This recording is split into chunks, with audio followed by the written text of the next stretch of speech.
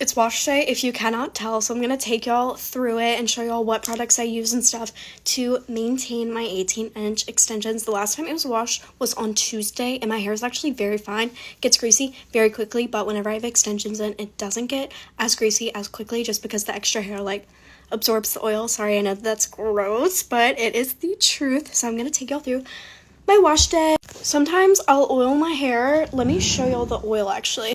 I'll use this, and I know that a lot of people say not to oil your hair whenever you have tape ends. I have not had an issue with it, but I honestly just don't feel like it today, so I'm going to skip that step. And then I have my little shower caddy. It says my name, so I'm going to show y'all the shampoo and conditioner and stuff that I use. So I switch between this shampoo and this shampoo. This is the Redken Extreme Length shampoo, and then this is the L'Oreal Thickening shampoo.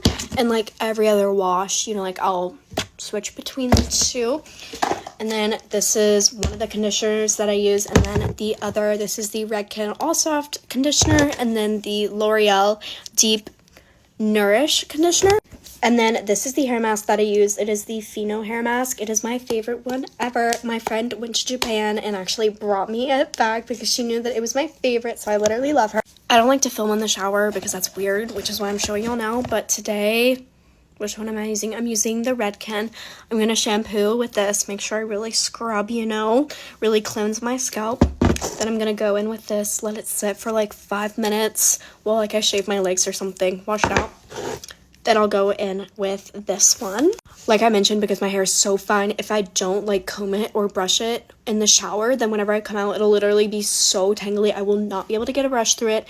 And I know that people, like, it doesn't really work for everyone to brush it or comb it in the shower, but while I have either my hair mask or my conditioner sitting in, I will just take a comb through it, get all of the tangles out. So yeah, I'm going to do all of that and then see y'all for my after shower hair care routine. I'm out of the shower, obviously. I have brushed through my hair, and now it is time to put all of my products into it. I don't like to put them in, like, immediately after I get out of the shower, because then, like, my hair is still, like, sopping. So, like, this is how wet it is. As you can tell, like, it's definitely damp. I don't know if that makes sense.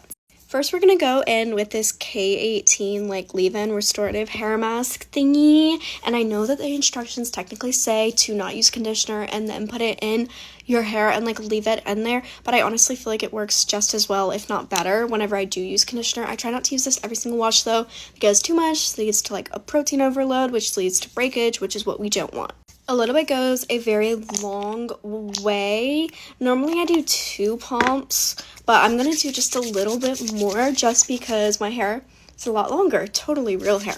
But I like to emulsify it. I, like, didn't know that you were supposed to do this, but ever since I started doing it, it's, like, been working a lot better. I don't know if it makes sense. Plus, it, like, turns white, so then I can see where I've applied it and, like, where I have missed it. So here's, like, oh, you can't see it on camera, but my hands are, like, white because of it.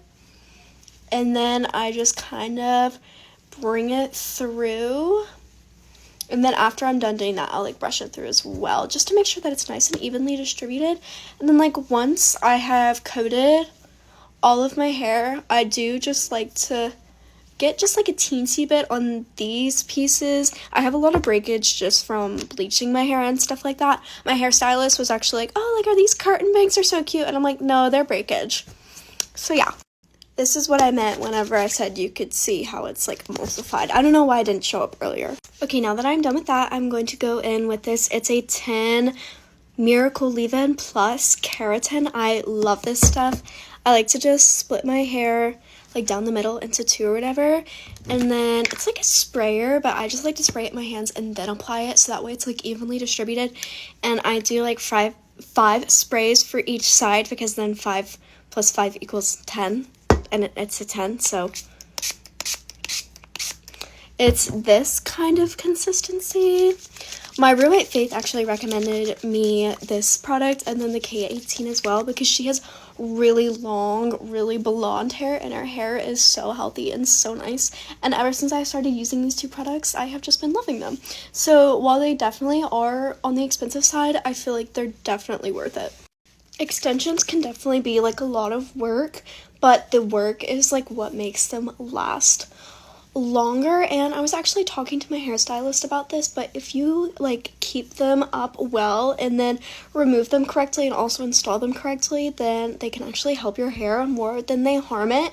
For me, extensions makes me more intentional about my hair care and then actually like makes me do it, you know what I mean? Whereas whenever I don't have them in, I'm just like, whatever, like I can just like not wash it, or I can just not use conditioner, you know what I mean? Like I'll just definitely be more lazy without them. So honestly, I feel like they help my hair a lot. Now I'm going to go in with this Amika Brooklyn Bombshell Blowout Spray. I'm not actually going to do a blowout. I just use it for the heat protectant because we are going to blow dry our hair. And even though like blow dryers, I like sprayed it in my face. Even though blow dryers like aren't as much heat as like a curling wand or something, I still like to use some heat protectant, and it is very crucial that you blow dry your hair with extensions. Like it's fine every once in a while to just like let it air dry like this, but whenever you blow dry it, it just helps the longevity of them. And also, like this hasn't happened to me, but apparently if you let them air dry, they can mold. No one wants mold in their hair. Okay, here it is freshly blow dried, and I think I'm gonna go in with my Amika heated round brush just to kind of like smooth it out a little bit. Anytime I blow dry my hair, it always just looks extra frizzy like this. This is the tool. I love it, and it only takes a couple seconds to heat up, which is really nice. This is basically what I do. I don't even really try and style it. I just run it through a couple times, making sure that there's a lot of tension and like twisting the brush. And I feel like, oops, I accidentally turned it off.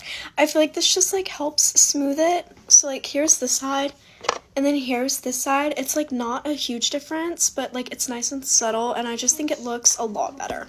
Okay, and then here she is after using my round brush. Sometimes I'll go in and I'll curl it, but I'm honestly just gonna leave it like this. I am gonna go in with a little bit of hair oil. I'm grabbing it to show y'all my favorite one. It's this Silkonite hair oil, and I was like sent it honestly like maybe a year ago, and I still have this much left, and like I didn't think I was gonna like it, but it has actually become my favorite hair oil ever, especially for my hair, just because my hair gets pretty greasy really easily. So it's really nice and lightweight, and I totally recommend it. And here she is. Look at how shiny she is, and she is so perfect.